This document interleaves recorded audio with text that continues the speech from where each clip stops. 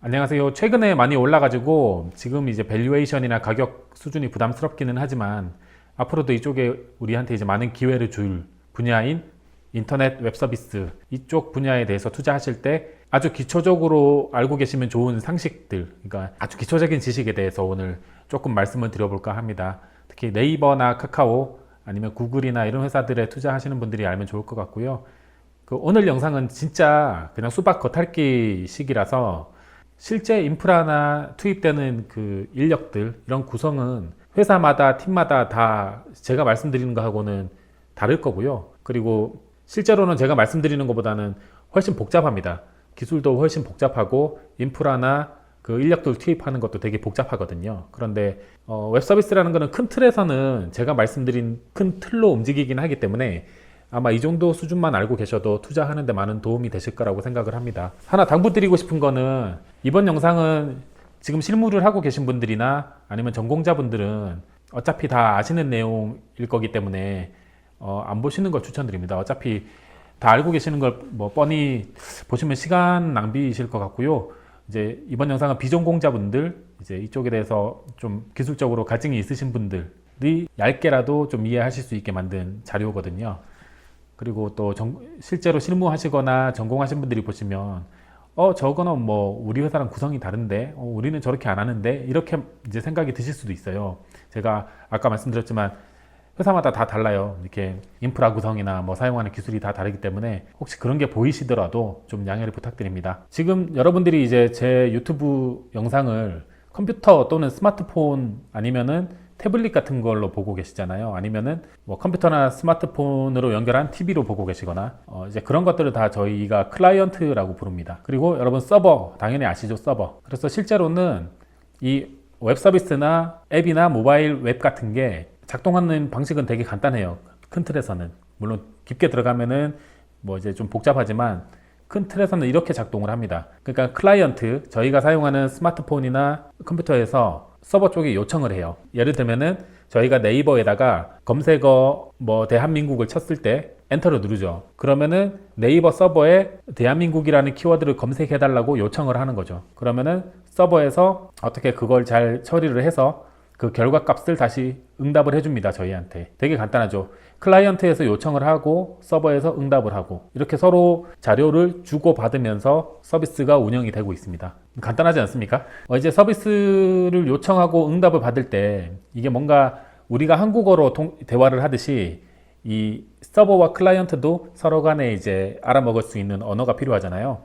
그래서 뭐 대부분 요즘은 제이슨이라는 거 많이 쓰고요. 예전에는 XML도 많이 썼었죠. 이 정도까지 아실 필요는 없어요, 사실. 그리고 이제 클라이언트 저희 쪽에 화면에서 보이는 거는 HTML, CSS, 자바스크립트라는 기술이 사용이 됩니다. HTML은 많이 들어보셨죠? 그래서 서버에서 이미 만들어 놓은 HTML, CSS, 자바스크립트를 저희가 뭐 처음에 접속을 해서 요청을 할 때 다운로드를 받는 거죠. 이것들을 다운로드를 받아서 우리 클라이언트에서 이제 화면이 보이게 되는 겁니다. 이제 컴퓨터를 통해서 있던 어떤 웹이나 모바일 서비스가 있다고 할 때 컴퓨터를 이용해서 이렇게 이용하는 이용자도 있을 거고 스마트폰을 이용해서 이용을 하는 이용자도 있겠죠. 아직은 서비스가 작은지 이용자가 많지는 않습니다. 서버 한 대에 여러 가지가 다 들어가 있는 것 같네요. 그래서 이 회사의 이제 인력 구조를 보면 클라이언트 쪽에 이제 웹 디자인, 뭐 UI 디자인, UX 디자인 하실 분들 있죠. UX 기획이나 디자인 하실 분들. 우리가 뭐 네이버나 유튜브 지금 화면에 들어오면 이렇게 화면이 이렇게 디자인이 돼 있잖아요. 그런 화면에 디자인 하시는 디자이너 분들이 필요하고, 그 다음에 이제 그 디자인 나온 거를 이제 개발을 할, 그러니까 우리 쪽 용어로는 프론트엔드 개발자라고 하는데 이제 화면 개발을 하실 분들, 이렇게 여기서는 지금 두 분이네요. 두 분이 이렇게 한 팀이 돼서 클라이언트 쪽 작업을 하고, 그 다음에 이제 이 서버랑 요청을 주고받는 작업까지 이 클라이언트 개발자들이 합니다. 해서 뒷단을 보면 이제 저희가 클라이언트를 앞단이라 그러고 프론트라고 하고 서버를 뒷단이라고 하거든요. 서버 쪽을 뒷단, 백엔드. 그래서 서버 쪽에서 일을 하시는 개발자분들 두 분이 필요하죠. 앞에는 이제 좀 간단한 이제 되게 작은 서비스를 도식화한 거였어요. 예전에는 웹마스터라고 해서 혼자 기획도 하고 디자인도 하고 페이지 그냥 코딩도 하고 뭐 간단한 펄 스크립트라고 해서 개발도 하고 혼자서 다 했었어요. 그래서 예전에는 웹마스터라는 단어를 많이 썼잖아요. 지금도 물론 혼자서 풀스택으로 개발하는 게 불가능하진 않습니다. 지금도 혼자서 기획하고 디자인하고 개발을 하고 할 수는 있는데, 저희는 이제 1인 개발자나 1인이 운영하는 회사를 얘기하는 게 아니라 좀 이제 규모가 있는 팀을 이루고 있는 회사를 예로 들어서 말씀을 드리고 있기 때문에 이런 식의 간단한 인프라 구성을 보여드리는 거예요. 여기 백엔드를 보면 아까보다 조금 복잡해졌죠. 아까는 서버 한 대에 뭐 웹서버 기능, DB 서버 기능, 서버 한 대에 다 넣어뒀었는데, 이거는 서비스가 작을 때는 괜찮아요. 서비스가 작을 때는 뭐 큰 상관은 없는데, 요즘은 서비스가 작더라도 시작할 때부터 아예 이렇게 뒤에 인프라 구성을 해놓고 시작하는 경우도 많거든요. 이게 말이 좀 어려워지는데, 아무튼 서버도 보면 웹서버라는 게 있고 뭐 이렇게 와스라는 게 있고 DB라는 게 있는데, 쉽게 말하면 그거예요. 와스는 우리가 뭐 파이썬이나 PHP나 여러분 자바 아시죠? 자바 그런 거 서버에서 뭔가 이렇게 데이터베이스에 접근해서 값을 가져오고 뭐 가공을 하고 계산을 하고 하는 작업들, 서버에서 여러 가지 이제 프로그래매틱한 기능들을 하는 거예요. 그 다음에 DB 서버는 아시다시피 저희들이 그 사이트에 기록한 모든 정보들이 다 DB 서버에 있겠죠. 뭐 저희가 가입할 때 사용한 아이디 비밀번호라던가 아니면 뭐 블로그에 썼던 글이라던가 댓글이라던가 이런 게 이제 다 DB 서버에 기록이 돼 있겠죠.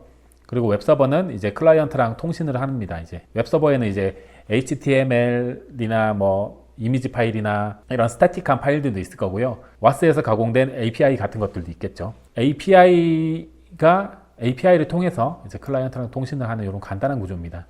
고객이 많이 늘었네요. 아까보다 서비스를 이용하는 사람들이 많이 늘었습니다. 그렇다면 이제 이용하는 사람들이 많이 늘었으니까 뭐가 더 필요할까요? 백엔드 개발자들도 많이 늘었습니다. 아까 앞에서는 2명이었잖아요. 지금 많이 늘었죠. 사람들이 많이 늘고, 아마 서버도 웹서버나 와스 서버도 이제 이용자가 늘어남에 따라서 계속 서버도 증설이 될 거예요. 요즘은 뭐 AWS 같은 것도 많이 쓰긴 하는데, 일단 그런 거는 배제하고 설명을 드릴게요. 자, 프론트엔드. 아까 프론트엔드도 디자이너 한 분에 프론트엔드 개발자 한 분이었는데, 이제는 아이폰용 앱을 개발할 사람들이 필요하고, 그다음에 이제 안드로이드용 앱을 개발할 사람들이 추가로 충원이 됐습니다. 그리고 이 우리가 그 모바일용 웹 브라우저로 보는 사이트, 그쪽을 개발하실 분들도 이렇게 충원이 됐어요. 실제로는 아이폰 앱하고 안드로이드 앱은 그 폰 하드웨어에 붙어서 하드웨어 특유의 기능을 좀 더 이제 만지기가 쉽지만, 결국엔 얘네들도 이 큰 그림에서는 프론트 엔드인 거거든요. 결국 큰 그림에서는 클라이언트인 거예요. 그래서 보시면 이제 이해가 쉬우시죠? 그래서 클라이언트는 아이폰 개발자, 안드로이드 개발자들이 충원이 됐고, 또 프론트엔드 개발자들이 이렇게 이만큼 충원이 됐습니다. 그리고 이 중에는 이제 뭐 기획자도 있고 여러 가지 직군들이 있겠죠. 지금은 도식화했기 때문에 이 정도만 보여드렸는데, 실제로 이렇게 개발자나 디자이너나 이런 사람들이 늘어나면 지원 부서의 사람들도 늘어나야 될 거예요. 그렇죠. 뭐 회계나 뭐 HR이나 해서 이제 조직도 점점 커지고 있는 상태입니다. 자, 이렇게 조직이 되게 커져서 이걸 하나의 그냥 대기업이라고 생각을 할게요. 대기업을 되게 간단하게 도식화한 겁니다. 그리고 이 대기업의 혜자가 어떤 것들이 있는가, 이거 빨간 점선으로 제가 표시를 해봤어요. 먼저 가장 큰 혜자라고 하면 역시 많은 이용자들이겠죠.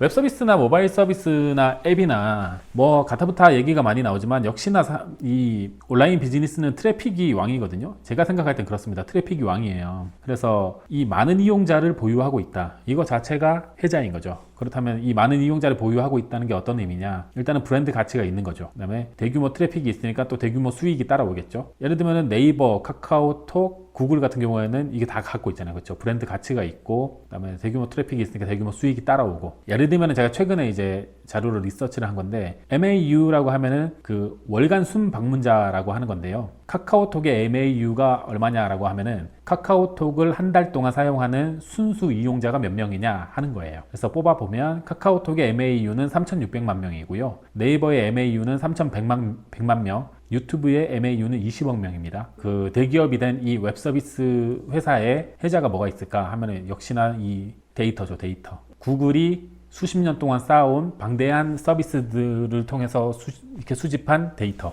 네이버가 수십 년 동안 사업을 하면서 쌓아온 데이터. 예를 들면 네이버가 지금 웹페이지 크롤링을 매일 항상 하고 있지 않습니까?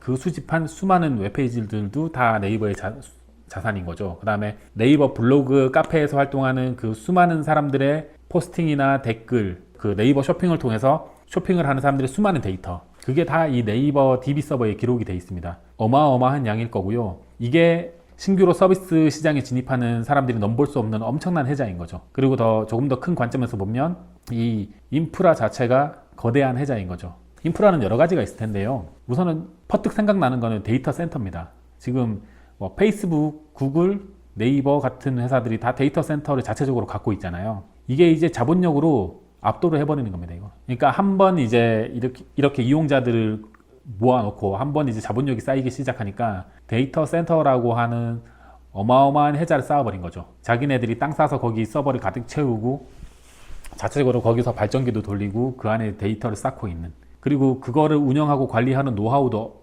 엄청나게 많이 쌓여 있겠죠. 그런 이제 전반적인 거를 다 저는 인프라를 혜자라고 봤고요. 만약에 이런 인프라가 없으면 어떻게 될까요? 예전에는 저희는 이제 IDC라고 해서 다른 회사에서 제공하는 웹 서비스의 일부를 웹 서버의 일부를 빌려서 쓰거나 웹 서버 전부를 임대해서 쓰는 식으로 남의 서버를 사용을 했잖아요. 그리고 AWS가 나오기는 했지만 그것도 결국은 아마존의 자산인 거거든요. 물론 이제 AWS 덕분에 좀 스타트업들이 백엔드에 별로 신경을 안 쓰고 좀 빠르게 개발을 해서 시장에 진입하기는 좋아졌지만, 궁극적으로는 이렇게 자체 데이터 센터와 인프라를 구축하고 있는 회사가 갑인 거죠. 그 다음에 이제 이 어마어마한 고급 인력들입니다. 지금 구글 같은 경우에는 임직원들이 11만 명 정도 된다고 하고요. 네이버는 4,100명이래요. 그러니까 이 뭐 개발 직군이든 아니든 뭐 지원 부서든 개발 직군이든 아니면 뭐 영업이든 어떤 사람들이든 간에 이 사람들 한 명 한 명은 다 엘리트들이란 말이죠.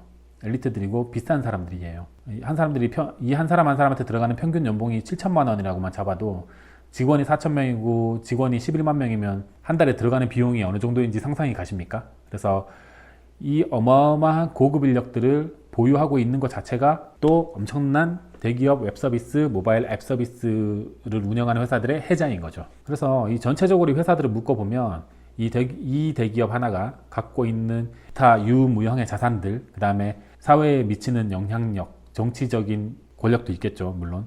그 다음에 경제에 미치는 파급력, 물리적 혜자, R&D 역량, 그 다음에 워낙 뭐 돈도 계속 쌓이고 돈도 많고 인력도 많고 이용자도 많으니까 문어발처럼 서비스를 뻗쳐나가기가 좋은 거예요. 엄청나게 빠른 속도로 뻗쳐나갈 수 있습니다. 또 이게 특성이 소프트웨어다 보니까.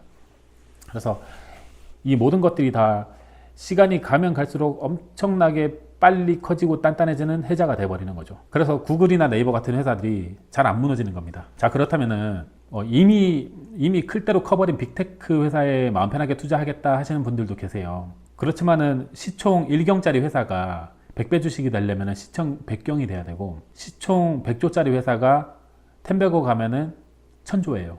물론 가능성이 없는 얘기는 아니지만 너무 이제 부풀 대로 부풀어 버렸잖아요. 그래서 이제 유망한 스타트업을 골라서 투자하겠다 하시는 분들도 많으신데, 그렇다면 우리는 이 어마어마한 혜자를 가진 대기업들 틈바구니 속에서 스타트업을 어떻게 골라야 될까요? 쉽지 않죠, 사실은. 이게 쉬우면은 누구나 다 스타트업하고 누구나 다 그 잘될 스타트업을 골라서 다 엄청 큰 돈을 빨리 벌겠죠. 그렇지만 큰 핵심을 관통하는 큰 하나의 잣대는 있단 말이죠. 이렇게 대기업들이 막강한 인력과 인프라와 이용자와 브랜드를 가지고 게다가 자본력도 있어요. 이런 큰 대기업들이 지느치고 있지만 보시면 성벽을 치고 있습니다. 이렇게 쉽사리 뚫리지 않아요, 얘들은. 안 그렇습니까? 우리가 지금 웹서비스나 모바일 앱이나 이런 서비스를 만든다고 해서 구글이나 네이버를 어떻게 뚫고 들어가겠습니까? 그렇죠? 정면 승부는 안 될 일이고 답도 안 나옵니다. 그래서 그럼에도 불구하고 지금 이 시간에도 이들과 한번 진검승부를 겨뤄보겠다 하는 스타트업들이 있습니다. 그러면 이 조그만 조직들이 큰 조직을 상대할 때 노려야 되는 건 뭘까요? 바로 여기 틈입니다. 틈. 대기업들이 신경 쓰지 못하는 틈이 있습니다. 분명히. 최근에 보시면은 빠른 속도로 성장해서 유니콘이 된 다음에 시장을 평정해버린 업체들이 많죠. 예를 들면 은행 분야, 그렇죠. 은행 분야. 그 다음에 배달 분야 그랬죠. 그 다음에 토스 같은 이제 토탈 금융 서비스 그랬죠. 그 다음에 여러 가지 부동산 서비스들. 그 다음에 패션이나 의류 쪽. 뭐 많았잖아요. 그렇죠. 토스, 배달의 민족, 쿠팡, 제가 얼마 전에 소개해드렸던 레트리카도 그런 경우에 들어갈 수 있겠고요. 하여튼 스타트업들이 공략할 수 있는 건 저런 거예요. 대기업들은 문어발식으로 빨리빨리 뻗쳐나가긴 하는데 어떤 특정한 한 분야에 특화된 서비스를 커버를 못하는 쪽이 분명히 있습니다. 그래서 그 분야를 아예 집중을 해서 파고 들어가는 전략인데 초반에 최소 핵심 기술만 개발하는 전략을 다 아실 텐데 최소 핵심 기능만 빨리 가볍게 개발을 해서 린 스타트업식으로 빨리빨리 만들고 시장에 치고 들어가는 거예요. 그래서 그 치고 들어간 프로토타입이 시장의 호응을 많이 받으면 가입자를 빠르게 늘리고 회사의 덩치를 키워나가서 이 틈을 비집고 들어가서 이 대기업들하고 어깨를 견주고 경쟁을 하는 방식인데 이런 시각에서 스타트업들을 좀 보고 아니면 스타트업이 아니더라도 향후 대기업과 경쟁할 수 있는 포텐셜이 있는 회사를 발굴하면 좋지 않을까 생각합니다. 원래는 웹 서비스나 앱이나 모바일 서비스 만드는 과정이 이거보다 더 복잡해요. 더 복잡하고 초반부에 제가 말씀드렸지만 인프라도 복잡하고요. 인력들도 이렇게 뭐 간단하게 이렇게 나눠지는 게 아니라 인력들도 되게 세분화돼 있어요. 예전에는 혼자 하던 일도 이제 갈수록 혼자 하기 힘들게 직군도 되게 세분화되고 점점 그 세분화된 직군이 더 전문적으로 변하고 있거든요. 그런 것들이 또 기존 기업들한테는 이렇게 해자로 작용을 하는 거고요. 그래서 그런 이제 이쪽 시장에서 일하는 사람들이 어떻게 일을 하는지 그리고 기술적으로 어떻게 돌아가는지 간단하게 수박 겉핥기이지만 또 모르고 투자하는 것보다는 알고 투자하는 게 좋잖아요. 그래서 그 부분에 대해서 오늘 간단하게 소개를 드려봤고요. 또 제가 했던 일하고 또 연관해서 소개를 드릴 수 있는 컨텐츠가 있으면 한번 해보겠습니다. 오늘은 여기서 마치겠습니다. 감사합니다.